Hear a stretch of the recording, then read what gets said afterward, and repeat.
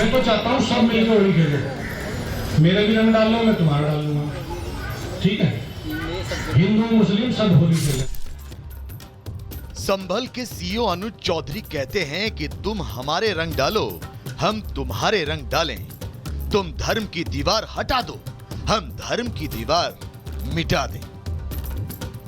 तो मेरा स्पष्ट संदेश ये है, जिस भाई को होली खेलनी हो उस दिन वो बाहर निकले, और जिसमें कैपेसिटी हो रंग खेलने की, जिसका बड़ा मन हो वो बाहर निकले, नहीं तो अनावश्यक कोई भी आदमी बाहर ना निकले, अपने बच्चों के साथ रहे, अपने घर में नमाज पढ़े, क्योंकि घर में भी तो पढ़ते हैं। कोरोना टाइम में घर में नहीं पढ़ी, सबने पढ़ी है। और जब मूर्ति में भगवान नहीं है तो घर में भी तो मूर्ति थोड़ा ही है, घर में भी तो नमाज पढ़ सकते हो, जब सब जगह। सीईओ अनुज चौधरी का कहना है कि अगर होली में किसी ने रंग पड़ने पर संभल में विवाद किया तो प्रशासन फिर नहीं छोड़ेगा, नहीं बख्शेगा और तगड़ा एक्शन होगा। प्रशासन इस स्थिति में नहीं है अब हम कोई भी चीज बर्दाश्त करेंगे, किसी भी पक्ष की। यदि हिंदू पक्ष कोई रंग जबरदस्ती जानबूझ के डालता है और उसकी कोई वीडियो या ऑडियो हमारे पास आ गई, जगह जगह कैमरे लगे हुए हैं, अब इसकी गलती है, क्योंकि कोई भी चीज होती है तो फिर उस पर भी कार्रवाई होगी। जान के मतलब अब ये आ रहा है देखो मौलाना जी मारो साले, तो वो जान के। ये तमाम बातें संभल के सीईओ अनुज चौधरी ने कोतवाली में हुई पीस कमेटी की बैठक में कही।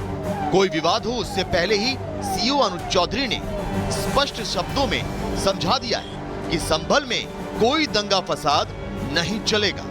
होली धूमधाम से होगी और अगर किसी ने माहौल बिगाड़ा तो फिर एक्शन भी होगा, क्योंकि इस बार होली रमजान के दूसरे जुमे वाले दिन पड़ रही है, इसलिए संभल में काफी एहतियात बरता जा रहा है। डीएम एसपी समेत जिले के तमाम बड़े अधिकारी जिले की सुरक्षा व्यवस्था पर निगरानी रखे हुए हैं।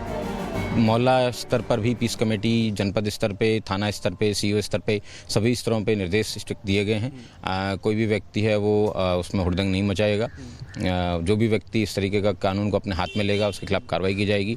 किसी भी व्यक्ति के साथ ज़बरदस्ती होली ना खेलें, और अगर किसी व्यक्ति के साथ कलर पड़ भी जाता है तो वो उस परिस्थिति में पुलिस को बताएं, कानून को अपने हाथ में ना लें। अच्छी बात यह है कि पीस कमेटी की बैठक में हिंदू और मुसलमानों के बीच होली और जुमे को लेकर सहमति बन गई है। यह तय हुआ है कि होली के रंग के बाद जुमे की नमाज होगी। गौरतलब है कि सीएम योगी आदित्यनाथ ने सभी जिलों के डीएम को आदेश दे दिए हैं कि पुलिस को अलर्ट रहना है, और इसीलिए पीस कमेटी के जरिए प्रशासन होली के बाद नमाज अदा करने की अपील कर रहा है, ताकि कहीं कोई टकराव, विवाद ना हो और झगड़े की नौबत ना आए। Bureau report, republic Bharat. Uttar Pradesh के मुख्यमंत्री योगी आदित्यनाथ जब बोलते हैं तो अपना एजेंडा बिल्कुल क्लियर कर देते हैं। मुख्यमंत्री आज मथुरा के बरसाने में होली खेलने के लिए पहुंचे, मंदिर में पूजा पाठ किया, इसके बाद देश विदेश से पहुंचे हजारों लोगों के बीच फूलों की होली खेली। सीएम योगी ने खुद फूल लेकर लोगों पर बरसाए। इसके बाद योगी ने जनसभा में बड़ा ऐलान किया।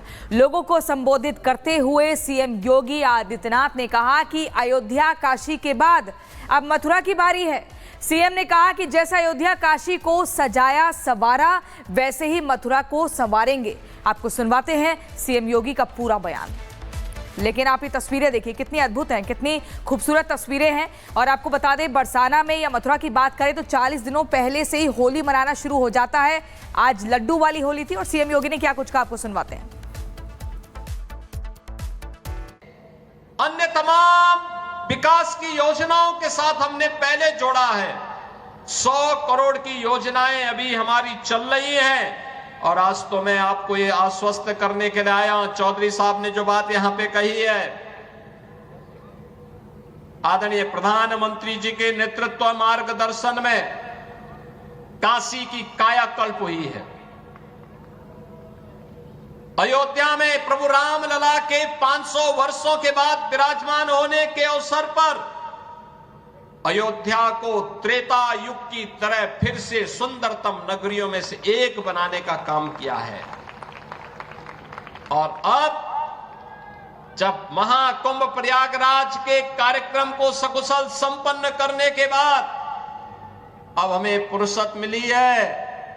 यद्यपि यहां कार्य पहले प्रारंभ हो गए थे, लेकिन इस बार हमने बजट में विशेष प्रावधान कर दिया है।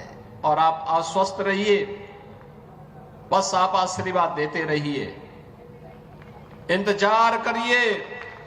जैसे अयोध्या आज सुंदरतम नगरी बन गई है, हमारा प्रयागराज सचमुच तीर्थों का राजा बन करके चमकता हुआ दिखाई दे रहा है। दीप्यमान सूर्य की रूप में पूरी दुनिया को दिखाई दे रहा है। महाकुंभ की सफलता उसका एक उदाहरण है। जैसे काशी की कायाकल्प हुई है, अब तो बारी इसी ब्रजभूमि की है। मथुरा, वृंदावन, बरसाना, गोकुल, नंदगांव, गोवर्धन, बलदेव, ये सभी पे विकास के लिए पैसे की कोई सीमा नहीं। मैंने पहले भी कहा, विकास की इन योजनाओं को आगे बढ़ाने के लिए मैंने कहा होली के अवसर पर राधा रानी के श्री चरणों में इससे बड़ा निवेदन करने का अवसर दूसरा नहीं मिलने वाला है कि मैं होली के अवसर पर, क्योंकि इस समय उनका आशीर्वाद विशेष रूप से इस भूमि को प्राप्त होता है। और इसीलिए इस अवसर पर मैं उनकी चरणों में, श्री चरणों में अपने सभी माननीय जनप्रतिनिधियों के साथ, पूज्य संतों के सानिध्य में निवेदन कर लूं और इस बात के लिए आश्वस्त कर लूं कि उनकी कृपा बनी रहे। यहां का विकास होगा, पूरा विकास होगा। जैसे अयोध्या में, जैसे प्रयागराज में, जैसे काशी में, जैसे मां विंध्यवासिनी धाम में आपको दिखाई दे रहा है, यही हर विकास के कार्य यहां पर इसी रूप में आगे बढ़ेंगे। और अब तो जो हमारे पूज्य संतों की चिंता हुआ करती थी कि यमुना मैया के बारे में भी तो कुछ होना चाहिए। और बहनों और भाइयों, मैं आज आप सबसे कहने के लिए आया हूं, मैं आप सबसे कहने के लिए आया हूं कि यमुना मैया, अब तो दिल्ली में भी राम भक्तों की सरकार आ गई है आदरणीय प्रधानमंत्री जी के नेतृत्व में। तो ये मान करके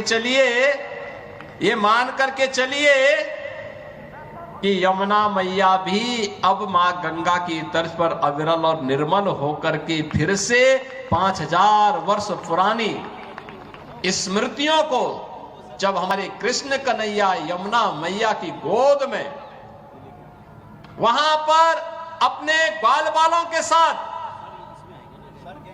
जब वहां पर डुबकी लगाया करते थे, वह दृश्य फिर से हमें इस भूमि पर देखने को मिलेगा।